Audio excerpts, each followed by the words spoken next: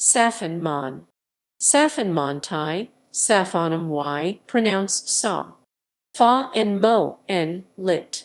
Mon Bridge is a historic bridge in Bangkok's Phra Nakhon district. It carries Charoen Krung Road across the old city moat and was originally built in the reign of King Rama III (1824–1851), presumably by members of the Mon community who lived nearby. During the reign of King Vajiravudh Rama VI (1910–1925), the original wooden structure was replaced with a reinforced concrete bridge with iron railings demonstrating Art Nouveau influence.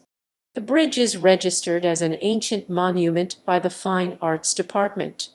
The end of the bridge is four-way intersection of Charoen Krung and Atsadang roads, also the first intersection of Charoen Krung Road. References